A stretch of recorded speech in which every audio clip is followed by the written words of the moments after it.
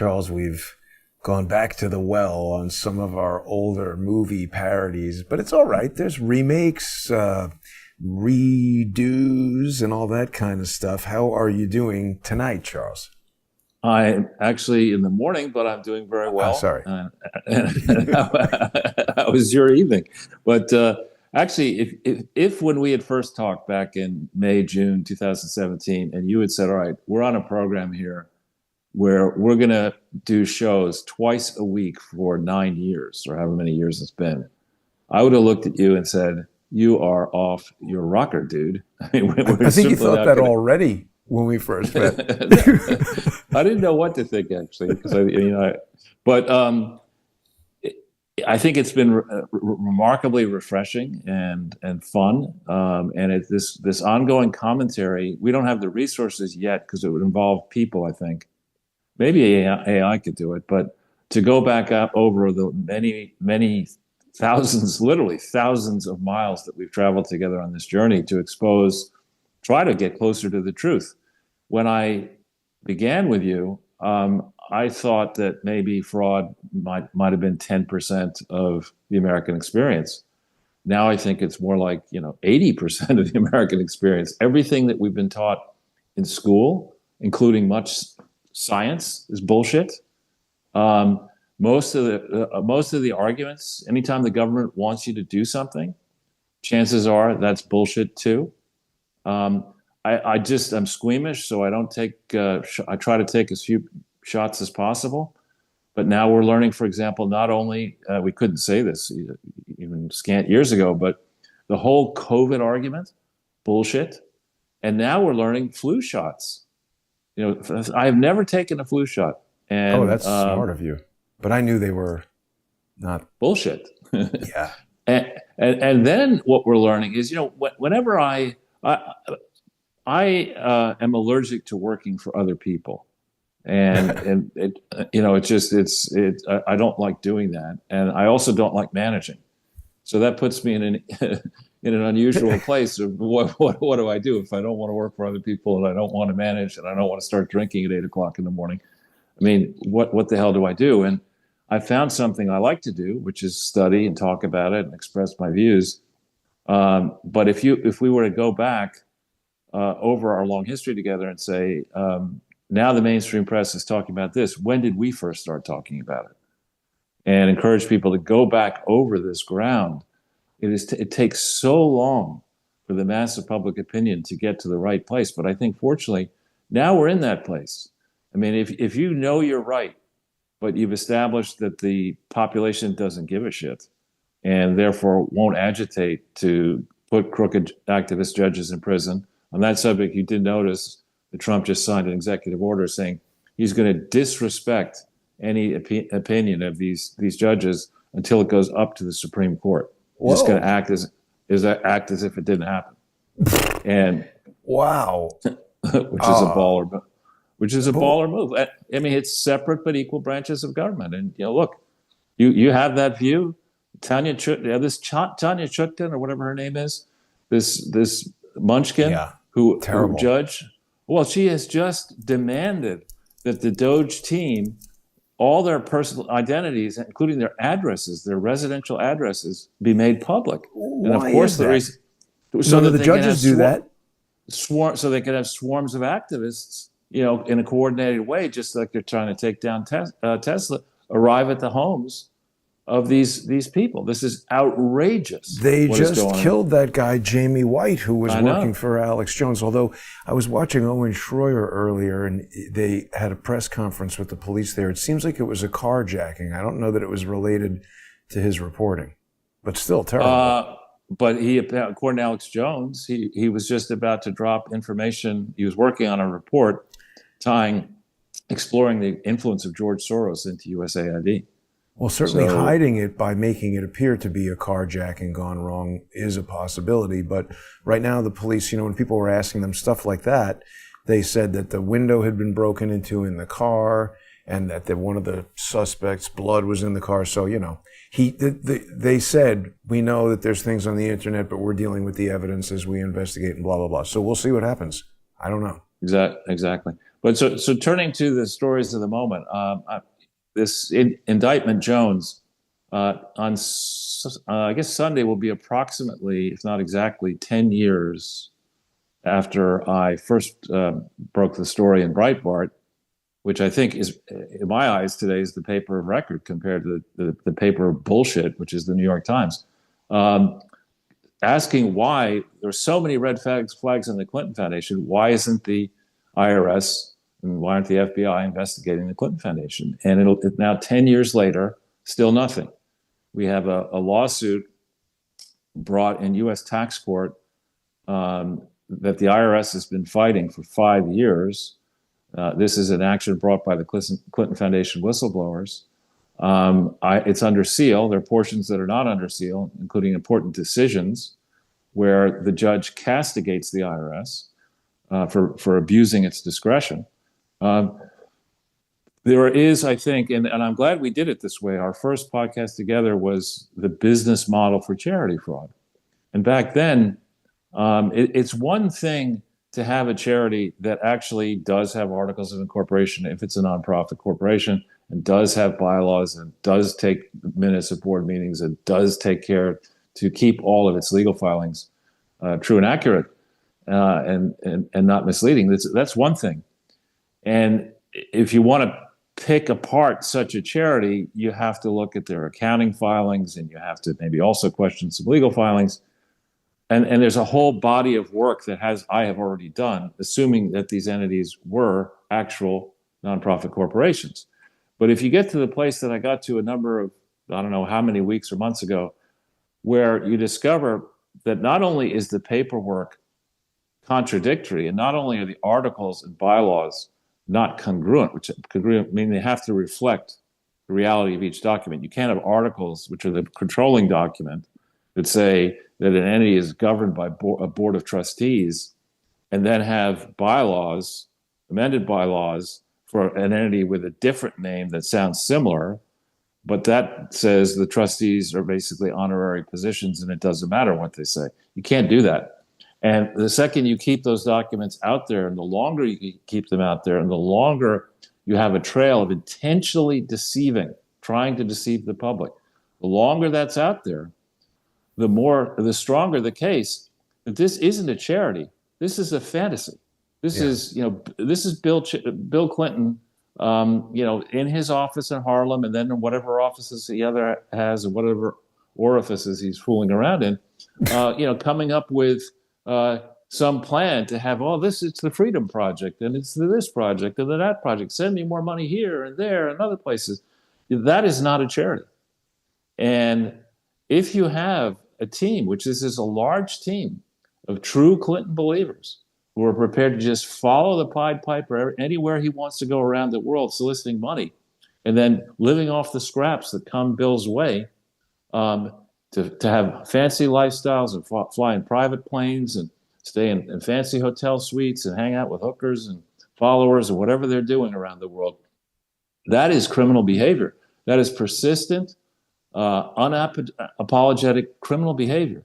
And the showdown we're heading to is the showdown in September of 2025, because Bill Clinton fully intends by then to hold the 20th anniversary of the Clinton Grifter Initiative, global initiative, in New York, where it was never lawfully organized, operated, audited, or accounted for, never in 20 years. And he's going to do it again, he thinks, in September of 2025.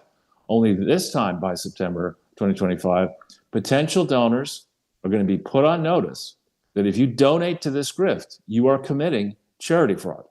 And there's a different team in town. Wait, what do you mean? Who's putting them on that notice? I am putting them on notice. I am putting them on notice. And I'll be circulating a lot of information. So you can't say you didn't know. Wow. Right? Awesome, You can't say that. And by September of 2025, we'll have enough time to lay a lot of this information out there.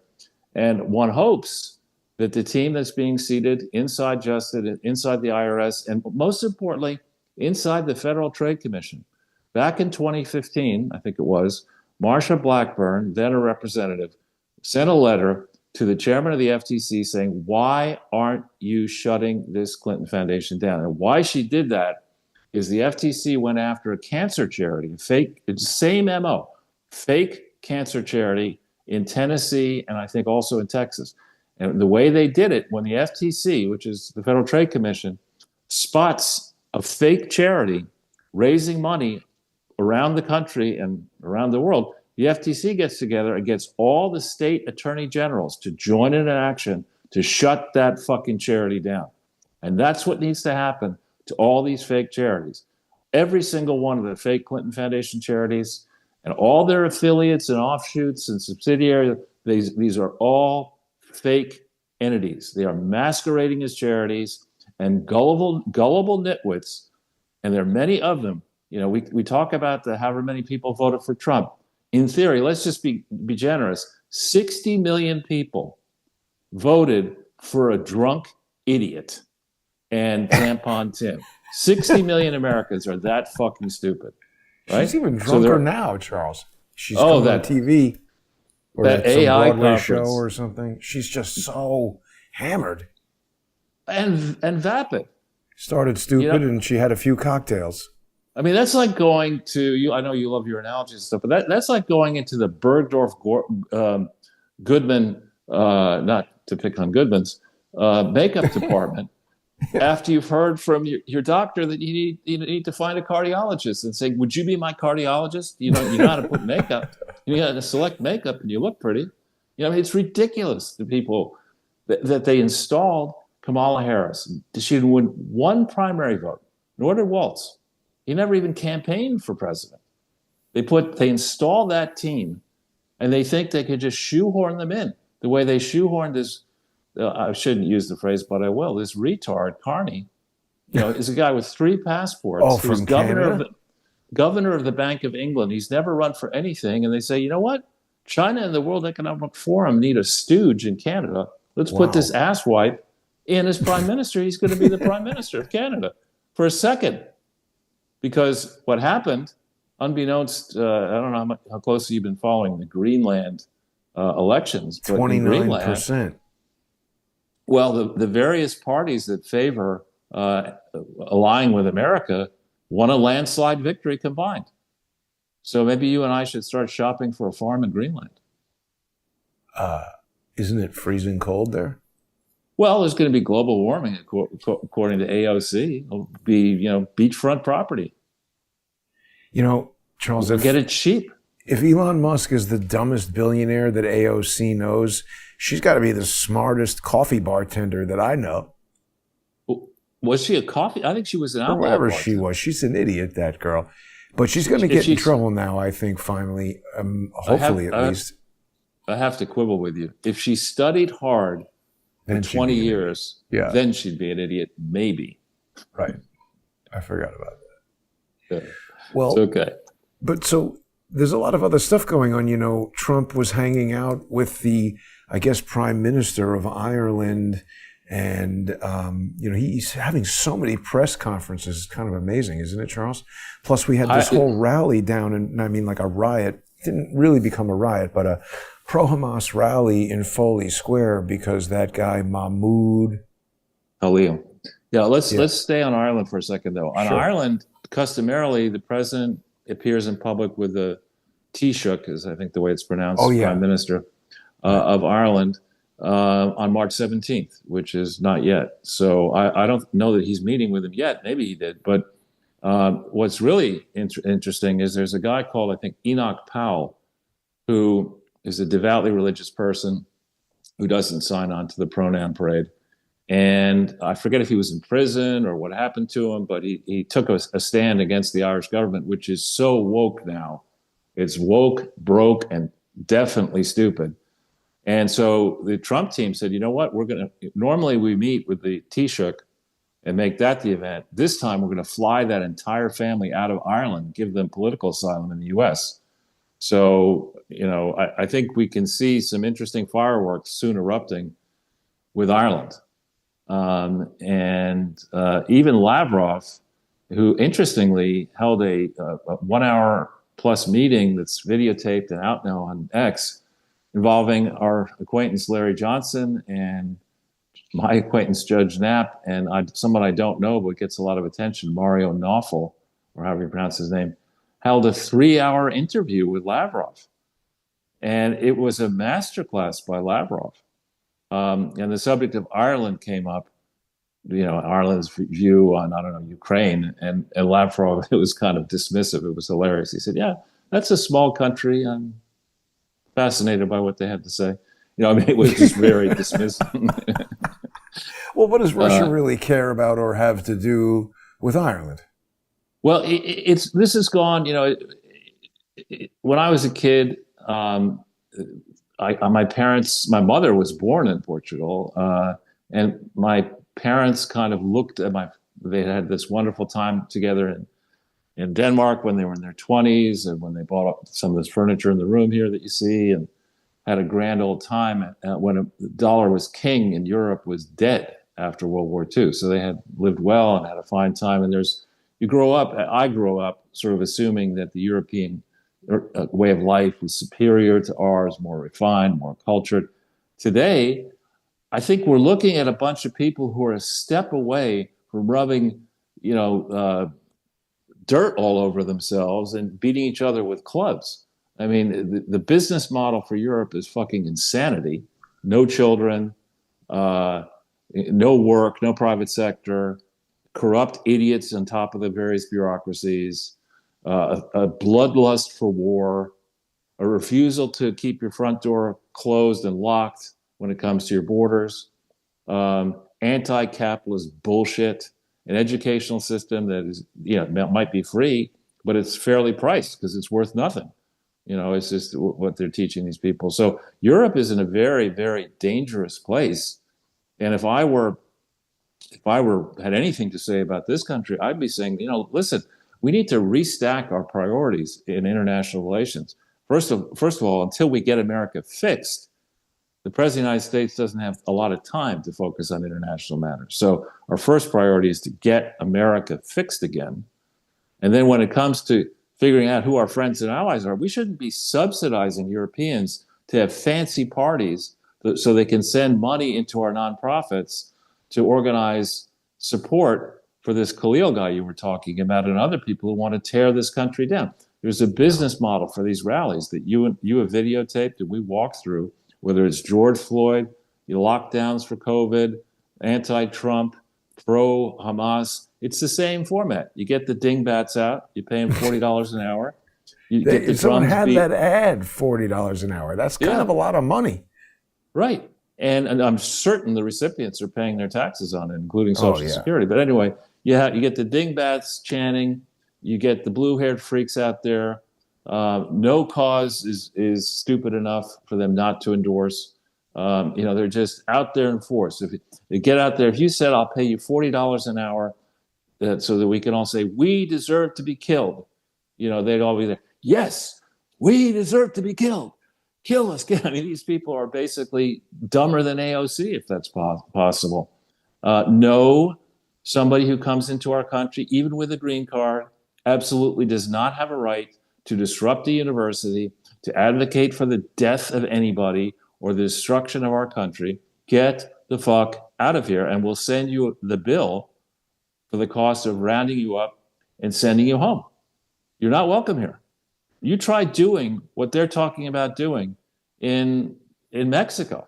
Your skull would get cracked immediately.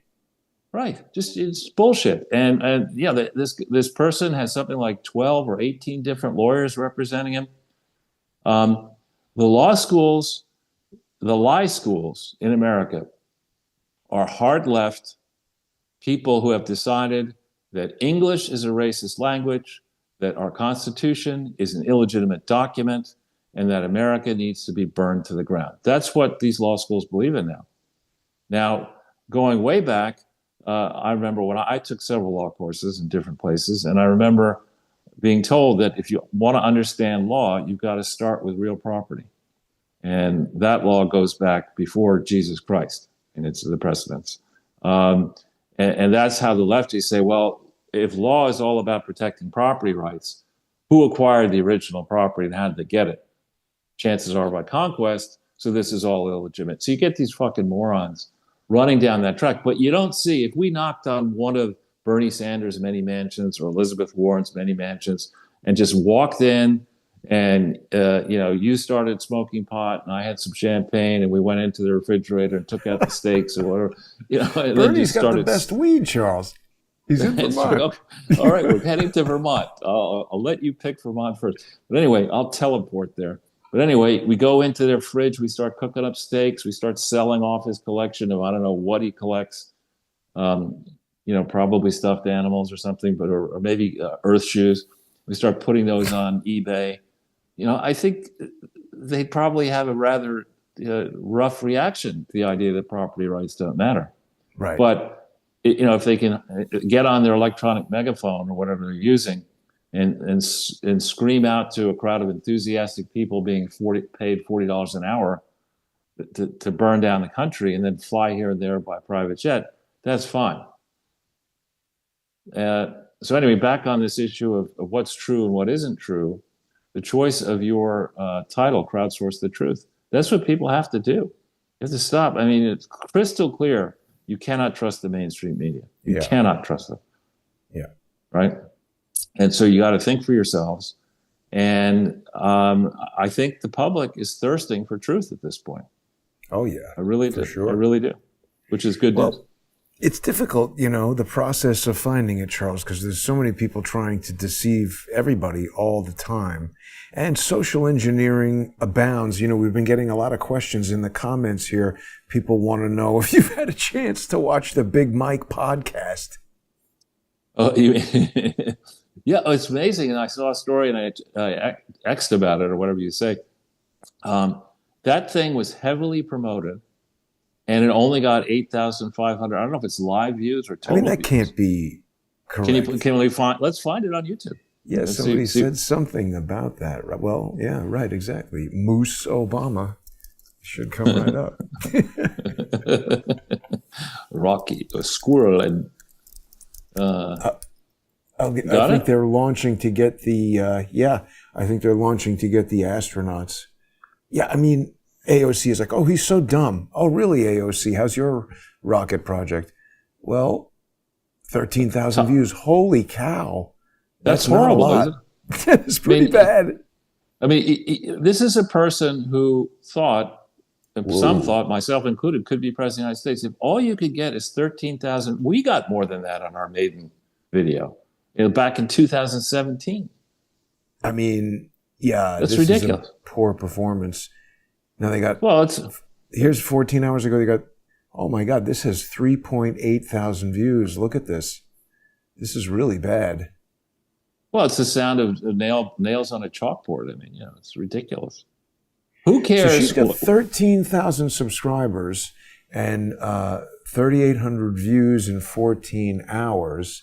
And if we just take a quick look at, say, I don't know, Crowdsource the Truth. This has 7,000, so yeah, I mean, it's become difficult to break more than 1,000 views usually, just because everything that I'm doing is being sat upon by the social engineers to try to crush it. But yeah, 1,000 views. But if I'm not an internationally famous first lady, right? Yet, but.